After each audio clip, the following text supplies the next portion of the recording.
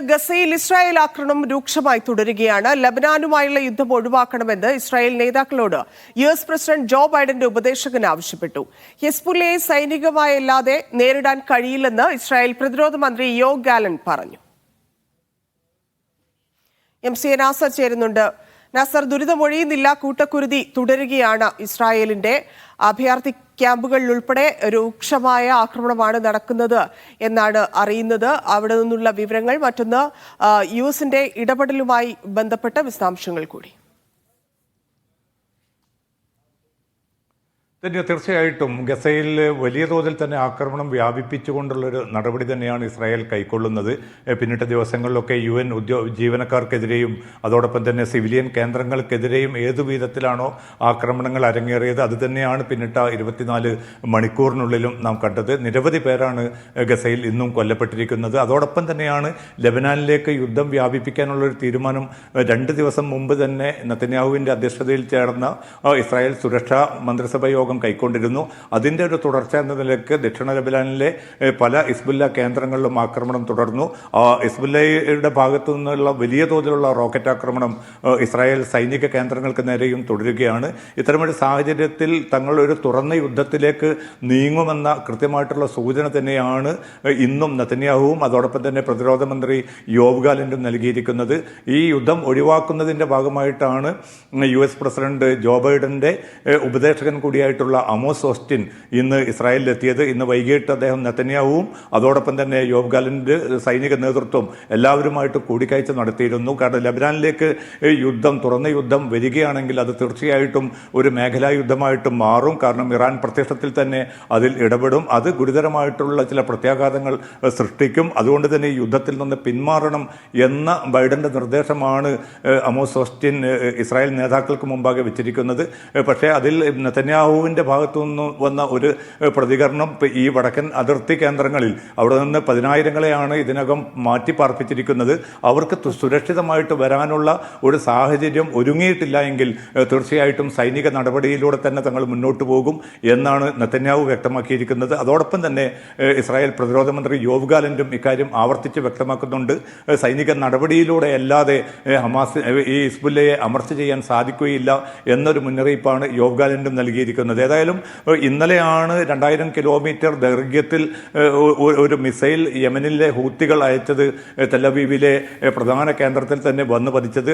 ആളപായമില്ല എങ്കിൽ പോലും ഇത്ര കണിശമായിട്ടൊരു മിസൈൽ ഇവിടെ എത്തിക്കാൻ സാധിച്ചതിൻ്റെ ഞെട്ടലിൽ തന്നെയാണ് ഇസ്രായേൽ നേതൃത്വം. അതുകൊണ്ട് ഏത് സമയം വേണമെങ്കിലും ഹൂത്തികൾക്കെതിരെ ശക്തമായിട്ടുള്ള പ്രത്യാക്രമണം ഉണ്ടാകുമെന്ന് നെതന്യാഹു ഇന്നും വ്യക്തമാക്കിയിട്ടുണ്ട്. അപ്പോൾ ഈ കലുഷിതമായിട്ടുള്ള ഒരു സാഹചര്യം തുടരുന്നു. അത് യുദ്ധം ഒഴിവാക്കാനുള്ള ലെബനാനുമായിട്ടുള്ള യുദ്ധം ഒഴിവാക്കാനുള്ള ശക്തമായിട്ടുള്ള നടപടികൾ തുടരുന്നുണ്ട്. പക്ഷെ അതൊക്കെ എത്ര കണ്ട് വിജയിക്കുമെന്ന കാര്യം ഇപ്പോൾ ഏതെങ്കിലും അർത്ഥത്തിൽ വിലയിരുത്തുക അസാധ്യമായി മാറിയിരിക്കുകയാണ്. ധന്യ, ഈ ഗസ മോഡൽ കൊലപാതകം വെസ്റ്റ് ബാങ്കിലും ആവർത്തിക്കുന്നു എന്നുള്ളതാണ്. അവിടെയും കൂടുതൽ ആളുകൾ കൊല്ലപ്പെടുന്ന സാഹചര്യം ഉണ്ടാകുന്നു. അത് എത്രത്തോളം രൂക്ഷമാകുന്നുണ്ട്. ഈ അഭയാർത്ഥി ക്യാമ്പുകളിലൊക്കെയുള്ള ആക്രമണത്തിൽ കൂടുതൽ ആളുകൾ കൊല്ലപ്പെടുന്നുണ്ട്.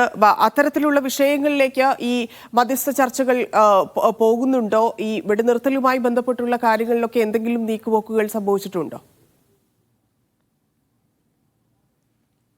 തന്നെ ഇന്നിപ്പോൾ ഏറ്റവും അവസാനമായിട്ട് അമേരിക്കൻ നേതൃത്വത്തിൻ്റെ ഭാഗത്ത് നിന്ന് വന്നിരിക്കുന്ന ഒരു പ്രതികരണം, തങ്ങൾ ഈജിപ്ത് ഖത്തർ നേതൃത്വവുമായി നിരന്തരമായിട്ട് ചർച്ചകൾ നടത്തുന്നു.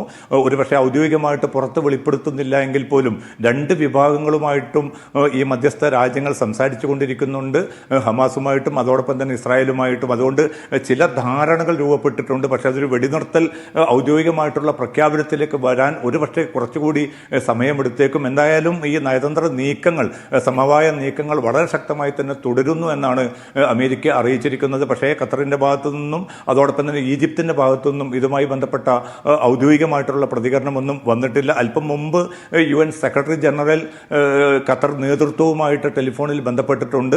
ചില കാര്യങ്ങൾ, സുപ്രധാനമായിട്ടുള്ള കാര്യങ്ങൾ UN സെക്രട്ടറി ജനറൽ ഖത്തർ നേതൃത്വവുമായിട്ട് പങ്കുവച്ചു എന്നാണ് വാർത്താമാധ്യമങ്ങൾ റിപ്പോർട്ട് ചെയ്യുന്നത്. പക്ഷേ അത് ഏത് രീതിയിലുള്ള ഒരു വെടിനിർത്തൽ കരാറിൻ്റെ സാധ്യതയാണ് ഇപ്പോൾ രൂപപ്പെട്ടിരിക്കുന്നത്. ഇപ്പം നെത്സറിയും അതോടൊപ്പം തന്നെ ഫിലാഡൽഫി, ഈ 2 കോറിഡോറുകളിൽ നിന്ന് സൈനിക പിന്മാറ്റം പൂർണ്ണമായിട്ട് വേണമെന്ന ഹമാസിന്റെ ആ നിലപാടിനോട് പിന്നെ ഇസ്രായേൽ ഒരു നിലക്കും അതിനോട് അനുരഞ്ജനപ്പെടാൻ തയ്യാറല്ല എന്നാണ് നെതന്യാഹു അറിയിച്ചിരിക്കുന്നത്. അതുകൊണ്ട് ഈ ചർച്ച വിജയിക്കണമെങ്കിൽ, വെടിനിർത്തൽ കരാർ യാഥാർത്ഥ്യമാകണമെങ്കിൽ ഇസ്രായേൽ ആ നിലപാടിൽ നിന്ന് മാറ്റം വരുത്തേണ്ടതുണ്ട്. അത് ഉണ്ടാകുമോ എന്ന ചോദ്യം മാത്രമാണ് ഈ ഘട്ടത്തിലും ബാക്കിയുള്ളത്. നേരത്തെ തന്നെ സൂചിപ്പിച്ചതുപോലെ വെസ്റ്റ് ബാങ്കിന്റെ വിവിധ ഭാഗങ്ങളിലേക്കും വീണ്ടും സൈനിക നടപടികളുമായിട്ട് മുന്നോട്ട് പോകാനാണ് ഇസ്രായേൽ തീരുമാനിച്ചിരിക്കുന്നത്. സ്വാഭാവികമായിട്ടും അവിടെ നിന്നുള്ള പ്രതിരോധവും വളരെ ശക്തമായി തന്നെ തുടരുന്നുണ്ട്. ജെറൂസലേമിൽ ഇന്നലെ കത്തിക്കുത്തിൽ 2 പേർക്ക് പരിക്കേറ്റ ഒരു സാഹചര്യം ഉണ്ടായിരുന്നു. അതോടൊപ്പം തന്നെ പല ഭാഗങ്ങളിലും പിന്നെ ഇസ്രായേൽ സൈനിക സുരക്ഷാ വിഭാഗങ്ങൾക്ക് നേരെ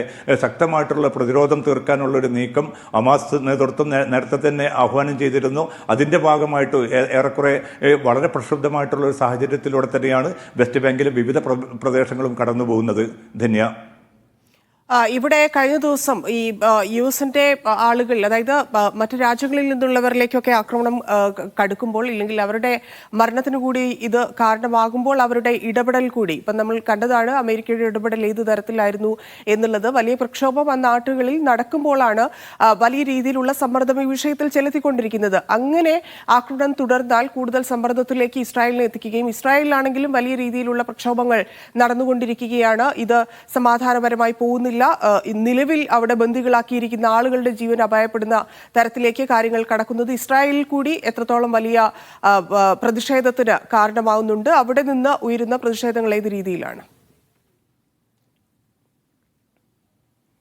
തന്നെ തീർച്ചയായിട്ടും. കാരണം നേരത്തെ 6 ബന്ദികൾ കൊല്ലപ്പെട്ട ഒരു സാഹചര്യത്തിലാണ് പ്രക്ഷോഭം വലിയ തോതിൽ തന്നെ കരുത്ത് ആർജിച്ചിരിക്കുന്നത്. കാരണം പ്രതിപക്ഷത്തിന്റെ പൂർണ്ണ പിന്തുണ പ്രക്ഷോഭത്തിനുണ്ട്. ബന്ദികളുടെ ബന്ധുക്കളും വളരെ ആശങ്കയിലാണ്.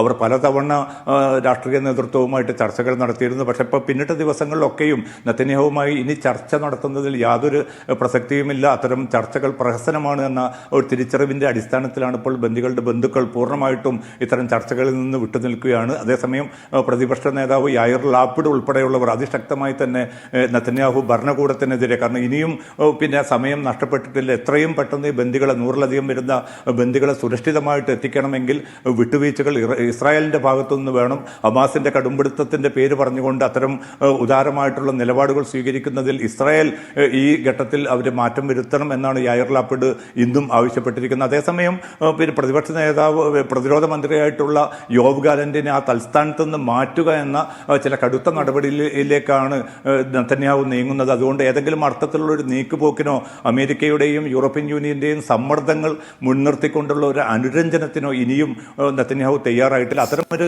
പിന്നെ നീക്കം അല്ലെങ്കിൽ പുനരാലോചന നെതന്യാഹു തയ്യാറാവുന്നില്ല എങ്കിൽ പിന്നെ സ്വാഭാവികമായിട്ടും ഈ ആഭ്യന്തര സംഘർഷം ഇസ്രായേലിന്റെ ഉള്ളിലും രൂക്ഷമാവും. അതോടൊപ്പം തന്നെയാണ് ലബനാനിലേക്ക് സംഘർഷം പടരുന്നത്. യമനിൽ നിന്ന് മിസൈൽ ആക്രമണം നടത്തുന്നു, ഇറാന്റെ ഭാഗത്തുനിന്നുള്ള പ്രത്യാക്രമണത്തിനുള്ള സാധ്യത രൂപപ്പെടുന്നു. ഇതുകൂടി വരികയാണെങ്കിൽ മേഖല കൂടുതൽ അരക്ഷിതാവസ്ഥയിലേക്ക് നീങ്ങുമെന്ന കാര്യം ഉറപ്പാണ്. ധന്യ. ശരി, നന്ദി MC അനാസ.